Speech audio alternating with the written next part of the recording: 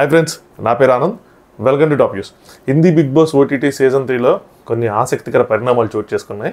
Interesting అనిపించింది చాలా రోజుల తర్వాత, అందుకే ఈ వీడియో చేస్తున్నా. సో ఏం జరిగింది ఏంటి అంటే, ఒక కంటెస్టెంట్ ఇంకో కంటెస్టెంట్ చెంప చిల్లుమనిపించాడు అనమాట. సో దానికి దారితీసిన పరిస్థితులు ఏంటి, నిన్న వీకెండ్ కవర్లో ఏం జరిగింది, అనిల్ కపూర్ గారి హోస్టింగ్ ఎలా ఉంది, హిందీ బిగ్ బాస్ మీద ఇంట్రెస్ట్ ఎందుకు పోయింది, ఇప్పుడు ఎందుకు ఇంట్రెస్ట్ వస్తుంది, ఇలాంటి చాలా విషయాలు ఈ వీడియోలో డిస్కస్ చేసుకుందాం. ఈ వీడియో చూసే ఎవరైనా మీరు కూడా హిందీ బిగ్ బాస్ ఫాలో అవుతా ఉంటే ఖచ్చితంగా కామెంట్ చేయండి. సో దట్ మన తెలుగులో ఎంతమంది ఫాలో అవుతున్నారు అన్నది మనకు ఒక ఐడియా వస్తుంది అనమాట. సో మ్యాటర్ ఏంటంటే, నిన్న వీకెండ్ కవర్ ఎపిసోడ్ జరిగింది, అనిల్ కపూర్ గారు హోస్టింగ్. ఫస్ట్ హోస్టింగ్ గురించి మాట్లాడుకున్నాం. ఇది రెండో వీకెండ్ కవర్. ఇంతకుముందు ఫస్ట్ వీకెండ్ కవర్ అడిగింది, ఓకే యావరేజ్గా అనిపించింది. సో ఈ వీకెండ్ కవర్కి 2 ఎపిసోడ్స్ జరిగినాయి కాబట్టి మళ్ళీ 2 ఎపిసోడ్స్ ఏమైనా పుంజుకుంటారేమో అని చెప్పి అనుకున్నా, బట్ ఏం లేదు. సో జనరల్గా హోస్టింగ్ జరిగినప్పుడు ఏమైందంటే, చాలామంది తెలుసో తెలీదో, హోస్ట్ చేసే వాళ్ళకి ఇక్కడ ఒక ఫోన్ పెడతారన్నమాట, ఇయర్ ఫోన్ లాంటిది. సో దానిలో వాళ్ళకి ప్రాంప్టింగ్ ఇస్తూ ఉంటారు. Not only Bigg Boss, even మీరు ఏది తీసుకున్నా సరే, సుధీర్ హోస్ట్ చేసే షోలు కానీ, శ్రీముఖి హోస్ట్ చేసే షోలు కానీ, డి కానీ ఏదైనా సరే, వాళ్ళకి అక్కడ కూర్చున్న టీము ఇన్పుట్స్ ఇస్తూ ఉంటారు. సో అదేంటి అంటే, అప్పటికప్పుడు ఆ సిచ్యువేషన్ తగ్గట్టు ఒక సెటైర్ అనో ఇంకోటనో ఏదో ఒకటి అందిస్తూ ఉంటారు అనమాట. బట్ ఈ సల్మాన్ ఖాన్ గారు హోస్ట్ చేసేటప్పుడు, నాగార్జున గారు హోస్ట్ చేసేటప్పుడు కూడా సేమ్ జరుగుతూ ఉంటాయి. కొన్ని క్వశ్చన్స్ అందించడమో, లేదంటే కొంత ఇన్పుట్స్ ఇవ్వటమో.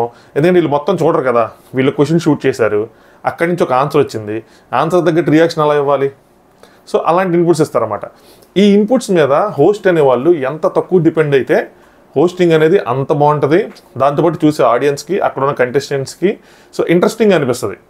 అదే మొత్తం అంతా ఈ ప్రాంప్టింగ్ మీదే డిపెండ్ అయ్యాడు అనుకోండి హోస్ట్ అనేవాడు, చూసే వాళ్ళకి ఇంట్రెస్టింగ్గా ఉండదు, అక్కడ కూర్చున్న కంటెస్టెంట్స్ కూడా ఆ హోస్ట్ మీద గౌరవం అనేది ఉండదు.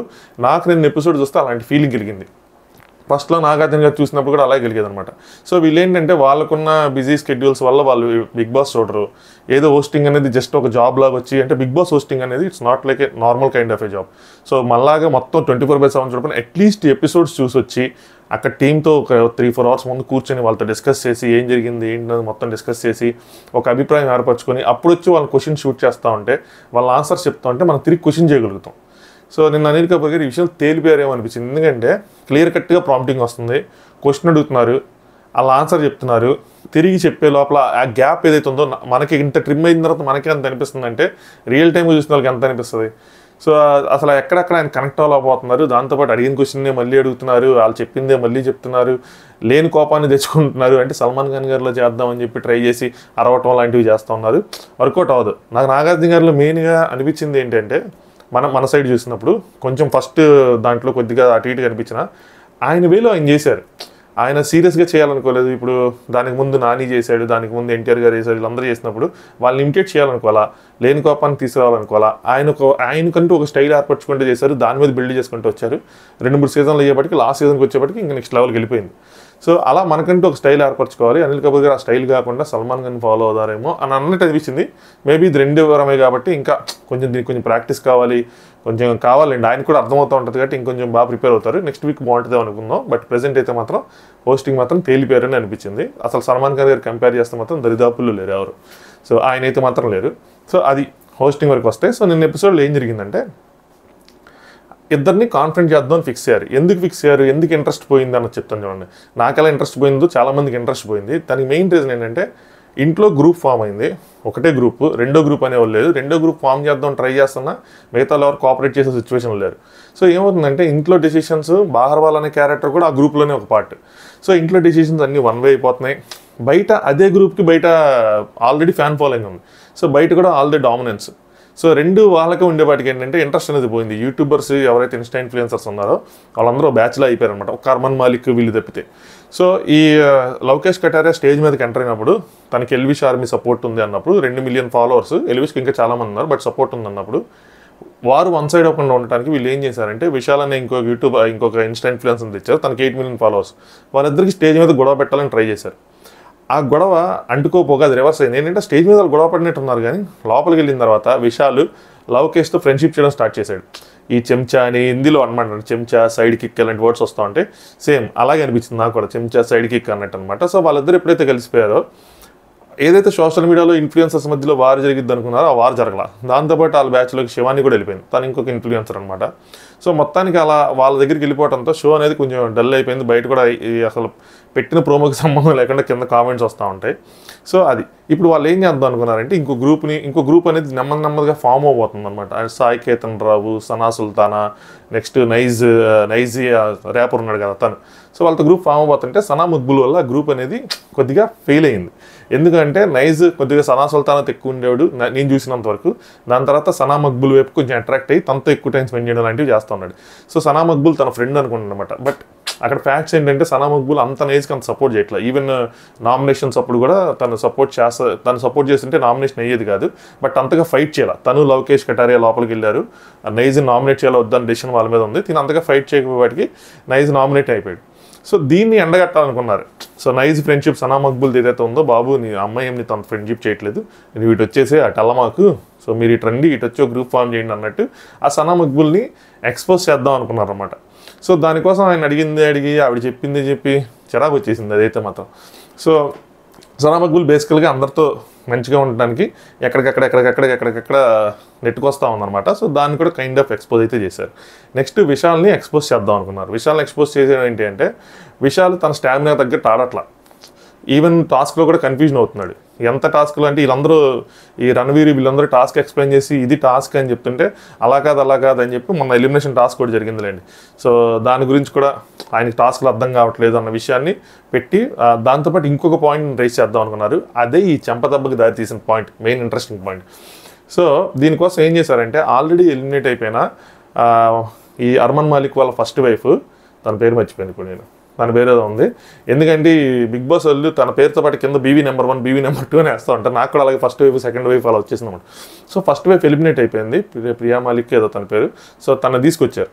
తనతో పాటు సాయి కేతన్ రావు మన తెలుగు అతను ఎవరుతున్నాడు, తను కూడా తన ఫ్రెండ్ని కూడా తీసుకొచ్చారు అనమాట. సో కొంచెం కంటెంట్ క్రియేట్ చేయడానికి. సో తిని వచ్చి ఏం చేసిందంటే, విశాల్ మీద ఒక ఆరోపణ చేసింది. ఏంటి అంటే, విశాల్ అన్నాడంట అర్మన్ మాలిక్ వాళ్ళ సెకండ్ వైఫ్ ఎవరైతే లోపల ఉన్నారో కృతికా మాలిక్, తను అన్నాడంట లవకేష్ కటారియా చెవులు అన్నాడంట. సో బాబీ చాలా బాగుంటుంది, అంటే బాబీ తెలిసిందేగా మీకు వదిన అని చెప్పి. సో బాబీ చాలా బాగుంటుంది అన్నాడంట. బట్ తన ఒక వేలో పాజిటివ్ వేలో అన్నాను, నెగిటివ్ వేలో అనలేదు అని చెప్పి తన ఆర్గ్యుమెంట్. వేరాజ్ ఈ అమ్మాయి ఎవరైతే రేస్ చేసిందో ఆర్గ్యుమెంట్, తను చెప్పేది ఏంటంటే, అలాంటప్పుడు నువ్వు పాజిటివ్ వేలో అని అనుకుంటే 2 పాయింట్లు. ఒకటి ఏంటంటే, నువ్వు వెళ్ళి డైరెక్ట్గా కృతిక దగ్గర అనాలి బాగున్నావు అని. లేదు అనట్లేదు, వేరే వాళ్ళ దగ్గర అంటున్నప్పుడు నేను గిల్ట్ ఫీల్ అవుతున్నాను అని చెప్పి, దానికి ఆ బాబీ బాగుంటుందని చెప్పడానికి ముందు గిల్ట్ ఫీల్ అవుతున్నాను అని చెప్పాడంట. సో దానివల్ల మీనింగ్ మొత్తం మారిపోయింది అని చెప్పి తన్ని ఎండగట్టారు.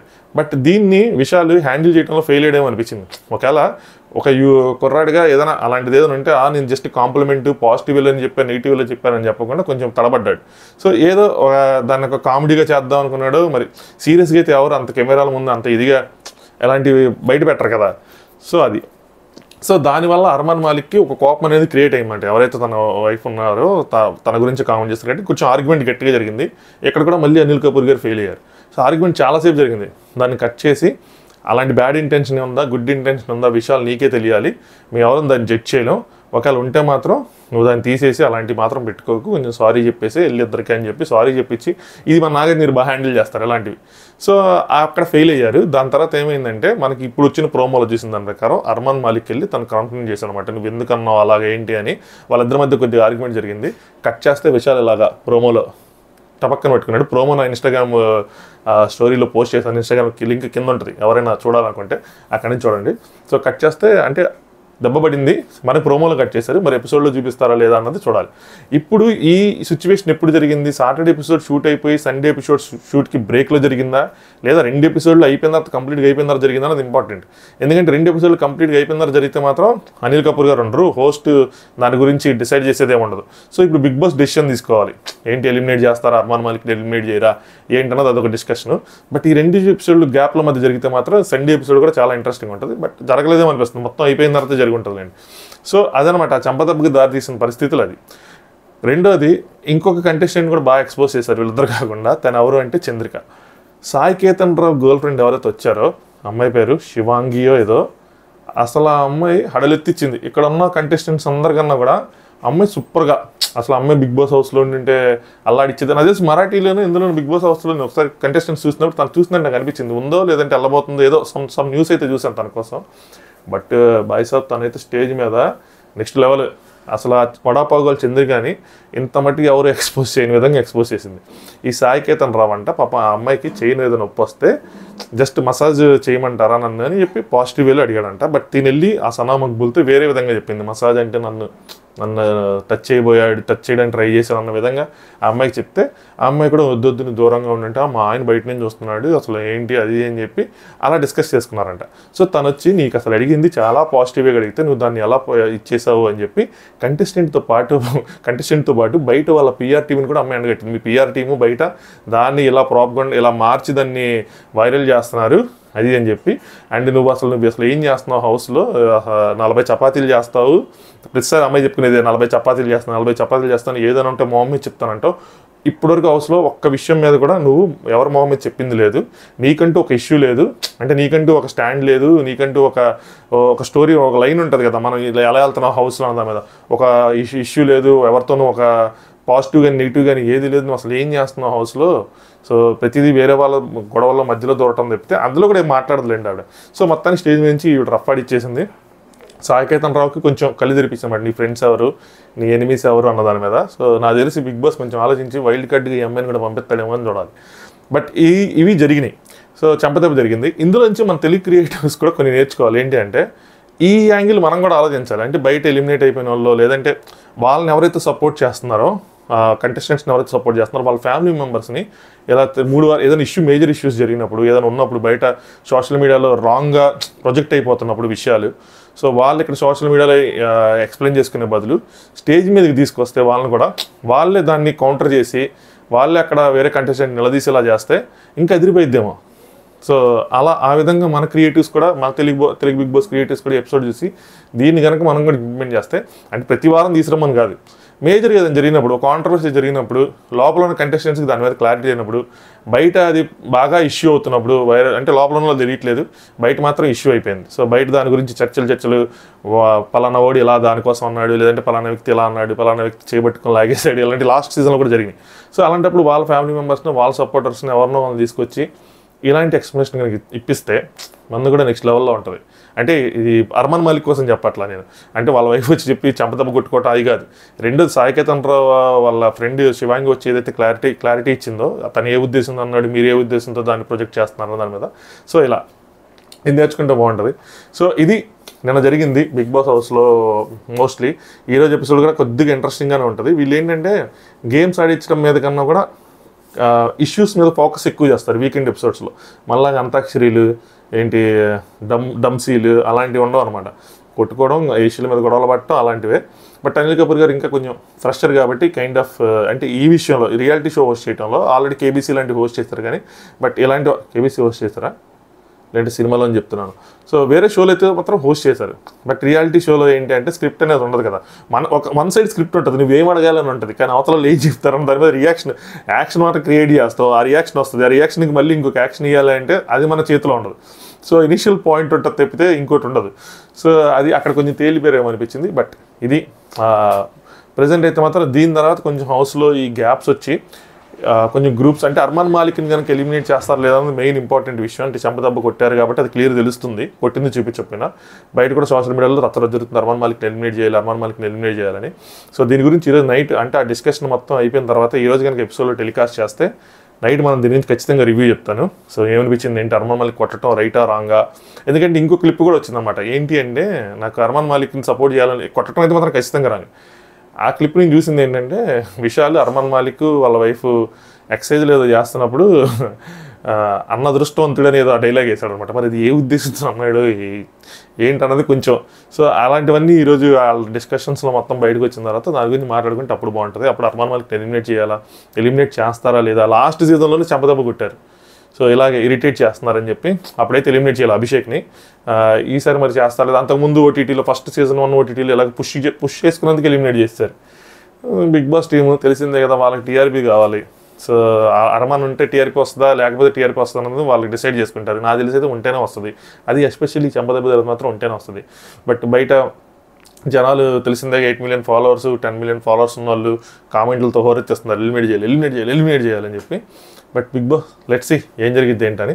సో మీరు కూడా చూస్తుంటే మీకు ఎలా అనిపించింది, అనిల్ కపూర్ హోస్టింగ్ ఎలా అనిపించింది, ఈ అర్మాన్ మాలిక్ అసలు వాళ్ళ బయట నుంచి ఆవిడని తీసుకొచ్చి ఆవిడ జాతి చెప్పించి కన్ఫర్మ్ చేయడం కరెక్టేనా రాంగా, అరమా మనకి ఎలిమినేట్ చేస్తే బాగుంటుందా లేదా అన్న విషయాలు ఖచ్చితంగా కామెంట్ చేయండి. Thanks for watching top views.